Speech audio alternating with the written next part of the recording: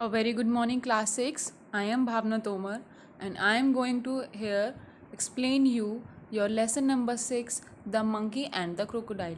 बेटा ये बहुत ही फेमस स्टोरी है और आप लोग शायद बचपन से ये स्टोरी सुनते आ रहे होंगे। तो ये स्टोरी आपकी बुक में दी है, मैं आपको फिर दोबारा एक्सप्लेन कर देती हूँ आपके चैप्टर के अकॉर्डिंग। ओके, तो आप लोग इस चैप्टर को बहुत ध्यान से सुनेंगे। So, let me start with this chapter. A monkey lived in a fruit tree on the bank of a river. He made friends with a crocodile, gave him delicious fruit and eat, and sent some for his wife. They met regularly and talked. The monkey in the tree and the crocodile on the ground. इस chapter में basically 3 main characters हैं। एक one is monkey और crocodile and crocodile की wife. Okay, इस chapter में क्या होता है बेसिकली मैं आपको बता देती हूँ।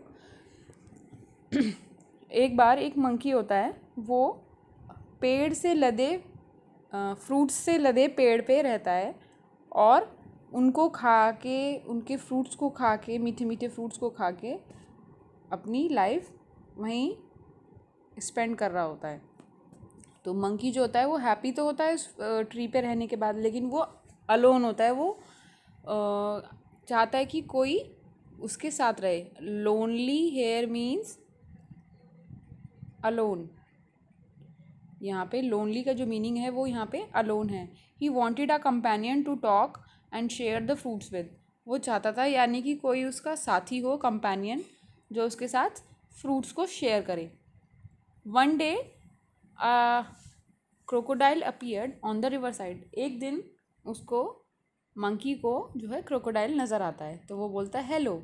There said the monkey. Monkey बोलता है hello, do you live in this river? क्या तुम इस रिवर में रहते हो? Would you like to eat some fruits? क्या तुम कुछ फ्रूट्स खाना पसंद करोगे? Good morning, replied the crocodile politely. जो क्रोकोडाइल है वो बहुत पोलाइटली बोलता है, I did come here in search of food for myself and my wife. हाँ, मैं यहाँ पे खाने की तलाश में अपने लिए और अपनी बीवी के लिए आया हूँ। Nice of you to offer me fruits. आप कितने अच्छे हो, कितना अच्छा पार्ट है आपका कि आप मेरे को खाने के लिए पूछ रहे हो। Thank you for that. अब आगे चलते हैं, page number 21। The monkey plucked some of the nearest branches and threw them down. जो मंकी है वो कुछ फ्रूट्स को नीचे फेंक देता है और जो क्रोकोडाइल है वो उनको ले लेता है और खा लेता है। तो जो क्रोकोडाइल है जब उनको खा के सोचता है कि कितने डिलीशियस हैं, कितने टेस्टी हैं, delicious. Thanks, he said, may I have some on my next visit. क्या मैं कुछ अपनी नेक्स्ट विजिट, जब दोबारा आऊँगा तुमसे मिलने, तो क्या मैं कुछ फ्रूट्स बाद में भी ले सकता हूँ? Certainly, as many as you like and some for your wife too, said the monkey. क्यों नहीं? मंकी बोलता, क्यों नहीं, तुम जितने चाहो ले जाओ और कुछ अपनी बीवी के लिए भी लेके जाना। ऐसा मंकी ने क्रोकोडाइल से कहा। Do come again, I am rather lonely here. ज़रूर दोबारा आना क्योंकि मैं यहाँ पे अकेला ही रहता हूँ। जो मंकी है और क्रोकोडाइल है, फिर उसकी दोस्ती हो जाती है काफ़ी अच्छी, और जो क्रोकोडाइल है वो मंकी के पास रेगुलरली आने लगता है और वो फ्रूट्स खाता है जो कि मंकी उसको डेली खाने के लिए देता है। ही टुक सम होम फॉर हिज वाइफ। और वो कुछ फ्रूट्स अपनी वाइफ के लिए भी ले जाता है। The monkey and the crocodile were now of the best of friends. जो मंकी और क्रोकोडाइल है उनमें अब बहुत अच्छी दोस्ती हो जाती है, वो बहुत अच्छे फ्रेंड्स हो जाते हैं। They talked and were never tired of talking. वो कभी भी अपनी बातों से नहीं थकते थे, यानी कि आपस में वो लोग, इतनी उनकी दोस्ती थी कि वो लोग खूब बातें करते थे और वो कभी भी एक दूसरे से बोर नहीं होते थे, क्योंकि वो बातें करते थे चिड़ियाओं की, एनिमल्स की, जंगल में जो भी हो रहा है, जो भी आसपास के लोगों को डिफ़िकल्टी हो रही होती है फसल उगाने में और बारिश की कमी की, तो वो सब बातें वो आपस में बैठ के किया करते थे। एक दिन क्या होता है, क्रोकोडाइल जो है मंकी के साथ अपने नॉर्मल समय से ज़्यादा देर तक रुक जाता है। तो जो क्रोकोडाइल की जो वाइफ होती है वो बहुत अनॉयड हो जाती है इस बात से, यानी कि इरिटेट हो जाती है कि मंकी क्रोकोडाइल का वेट करने के लिए, कि उसे बहुत ज़्यादा वेट करना पड़ रहा है उसका।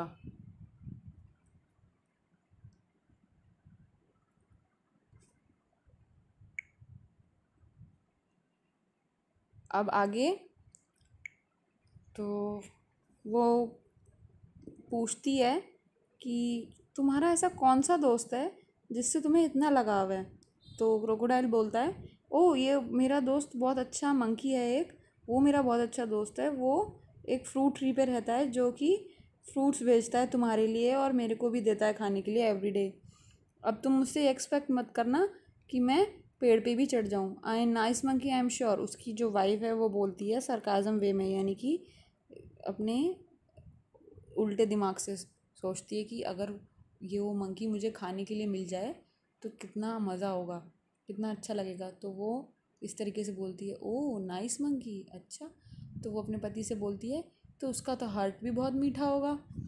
तो उसका जो हस्बैंड है, जो क्रोकोडाइल है, वो बोलता है, क्या बकवास कर रही हो, what a foolish thing to say, shouted the crocodile. I can't kill a friend. मैं अपने दोस्त को नहीं मार सकता, तुम्हारे चेंज के लिए, तुम्हारे टेस्ट ऑफ चेंज के लिए मैं अपने फ्रेंड को नहीं मार सकता।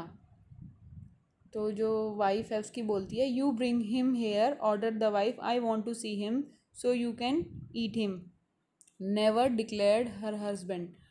तो जो उसकी वाइफ है वो कहती है कि तुम उसको यहाँ लेके आओ, मैं उसे देखना चाहती हूँ। तो हस्बैंड बोलता है, अच्छा, ताकि मैं तुम उसे खा लो, कभी नहीं, मैं उसे कभी नहीं लेके आऊँगा।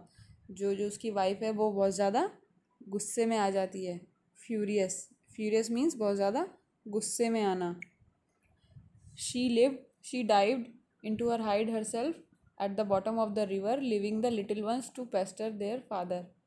जो क्रोकोडाइल की वाइफ होती है वो उसको तंग करने लगती है कि मैं रिवर के बॉटम में जा रही हूँ ताकि तुम अपने बच्चों को खुद संभालो। The crocodile was is a serious dilemma. जो क्रोकोडाइल होता है वो बहुत ज़्यादा परेशानी में होता है, बहुत ज़्यादा कन्फ्यूजन में होता है। वो अपनी वाइफ से भी बहुत प्यार करता है लेकिन अपने दोस्त को भी बहुत ज़्यादा चाहता है।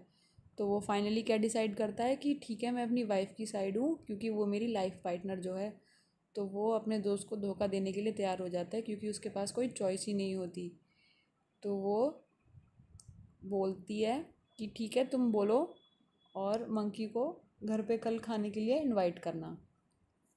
तो जो क्रोकोडाइल है वो जाता है और अपनी फ्रेंड से बोलता है कि sorry, my wife wants you over for a meal my dear friend. हाँ, तो जो क्रोकोडाइल है वो बोलता है मंकी से जाके कि मेरी जो वाइफ है उसने तुम्हें खाने पे बुलाया है, तुम्हें मेरे साथ चलना पड़ेगा और तुम्हें आज ही चलना पड़ेगा मेरे साथ। तो मंकी बोलता है, ठीक है, विद प्लेजर, क्यों नहीं, मैं तुम्हारे साथ ज़रूर चलूँगा। तो वो बोलता है, लेकिन मुझे स्विमिंग नहीं आती, तो क्या मैं तुम्हारी कमर पे बैठ सकता हूँ। तो वो बोलता है, ठीक है, तुम मेरी कमर पे बैठ जाओ और मैं तुम्हें ले जाऊँगा।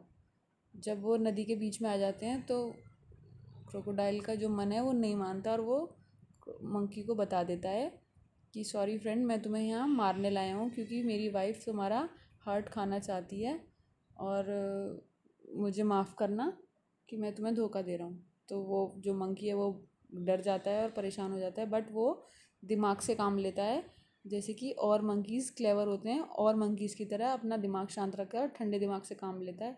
तो वो बोलता है, अरे बस इतनी सी बात, मैं तो तुम्हारी फैमिली के लिए कुछ भी कर सकता हूँ क्योंकि तुम ही तो मेरे इकलौते दोस्त हो, पर तुम्हें ये बात मुझे पहले बतानी चाहिए थी ना, तुम इतने बेवकूफ़ कैसे हो सकते हो, मैं अपना दिल तो पेट पे ही छोड़ आया।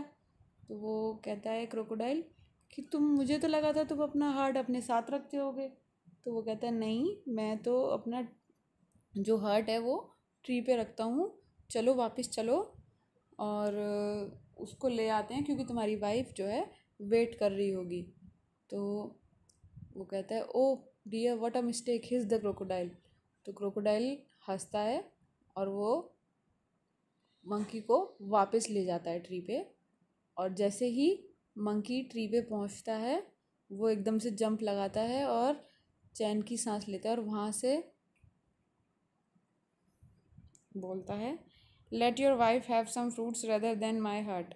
वहाँ से कुछ फ्रूट्स फेंक के क्रोकोडाइल को देता है और कहता है कि fresh fruits are good for mind and body, कि तुम अपनी वाइफ के लिए मेरे दिल की जगह कुछ फ्रूट्स ही ले जाओ क्योंकि फ्रेश फ्रूट्स जो होते हैं वो माइंड और बॉडी के लिए ज़्यादा अच्छे होते हैं। Goodbye friend and if you don't mind we won't meet again.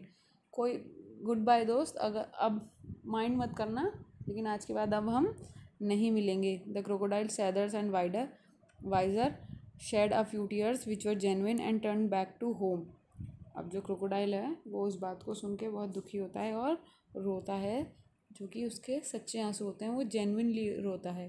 He was in a hurry to tell his wife a thing or two. अब वो घर जाके अपनी वाइफ को बताता है कि उसके साथ ऐसा ऐसा हुआ। ठीक है, तो आपकी ये स्टोरी यहीं ख़त्म होती है। अब मैं कल आपको वर्ड मीनिंग्स दूंगी और इस चैप्टर के क्वेश्चन आंसर्स दूंगी, तो आपका ये चैप्टर यहीं फिनिश हो जाएगा। ठीक है, आई होप आपको ये चैप्टर अब अच्छे से समझ में आ गया होगा। So please watch this video and tomorrow I will send you word meanings and question answers of this chapter. And आप इनके वर्ड मीनिंग और क्वेश्चन आंसर्स आप अपनी कॉपी में करेंगे और फिर मुझे चेकिंग के लिए सेंड करेंगे। Okay class, thank you.